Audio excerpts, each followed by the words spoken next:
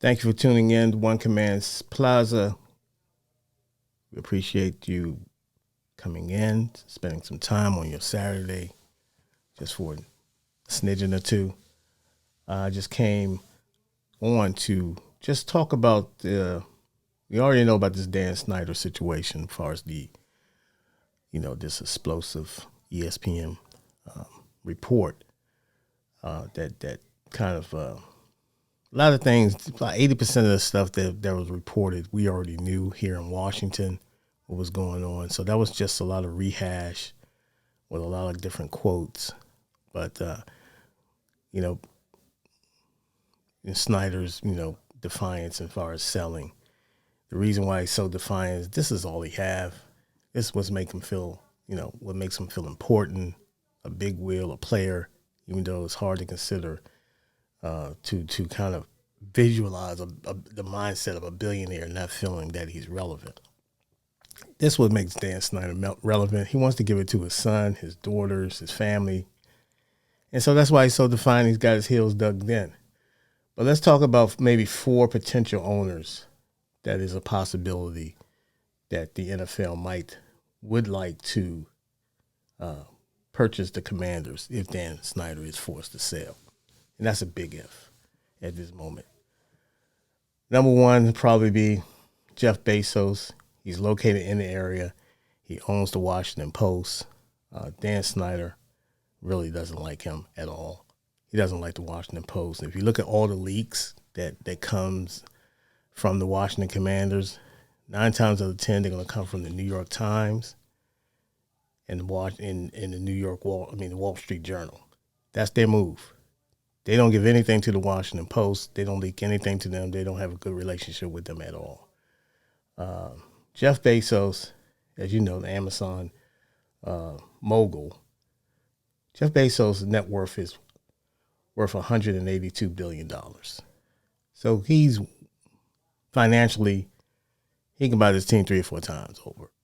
So the NFL likes Jeff Bezos. You see the Prime streaming on the Thursday Night Football, that alliance there. That would be probably the perfect person to buy the Washington Commanders. Now, what kind of person Jeff Bezos is, that's up for debate. I don't know him personally. I hear the story as far as his work practice at these Amazon facilities. And I know the young man who, there was a young man who kind of sued to get a union in there.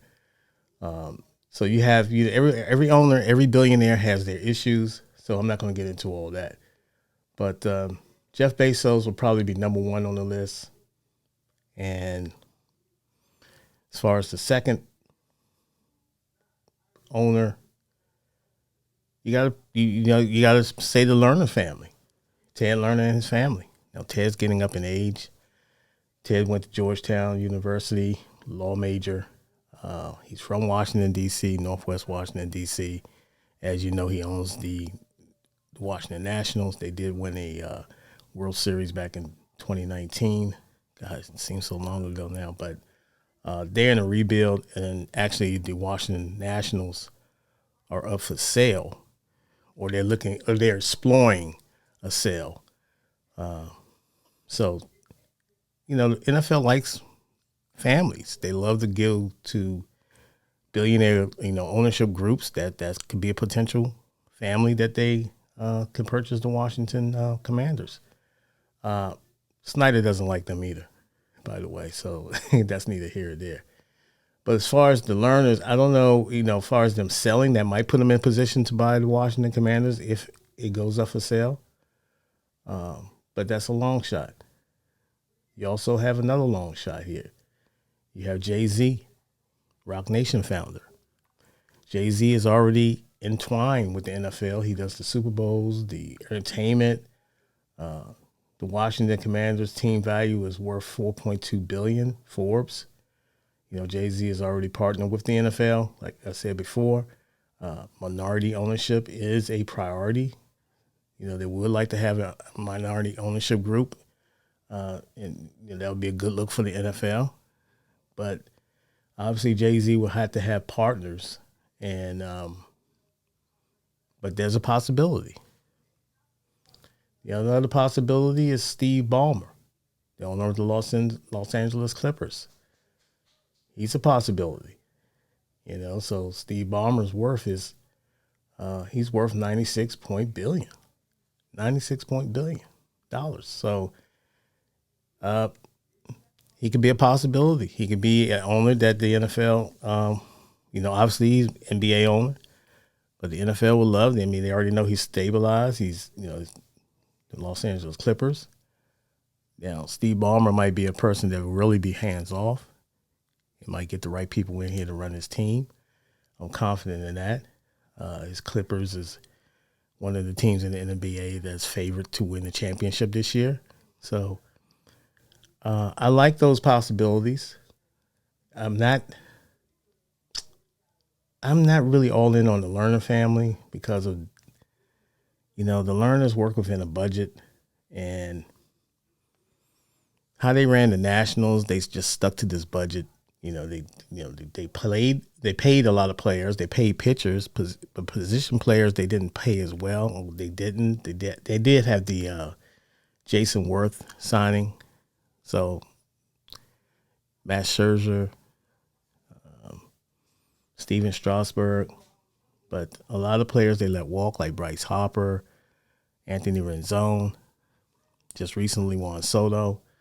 So there's some hesitant for me there. There's a lot of hesitance for me as far as are they going to go after any type of big name players in free agency to take them over the top.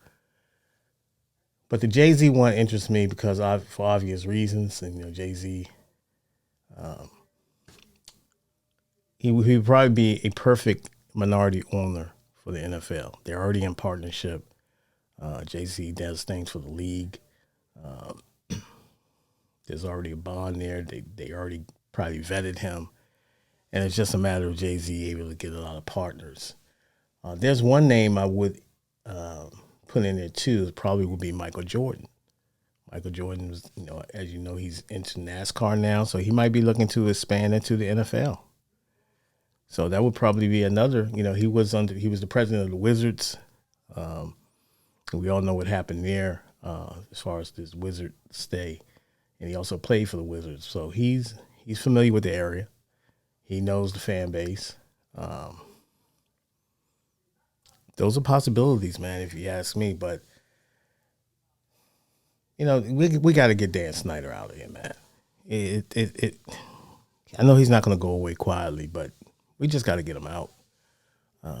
We're never going to win with him being the head of this team, stewarding this franchise. And for the real fans, for the fans who's been there from day one, I've been a fan of this team since I was probably 5 years old. I've seen the championships, as I stated before. I've seen this town when the team is winning. There's a different vibe. It's a beautiful vibe. And when this town and when the team is winning or losing like it is now, it can get ugly. So you saw the frustration from Ron Rivera after a win of all things. A profanity-laced press conference, and he walked off the press podium. So the pressure can get quite hot. It can get white hot, and if you're not familiar, with the fan base, if you think the fan base is dumb, we're not. We're a highly intelligent fan base. We know football. We know good football. We know how,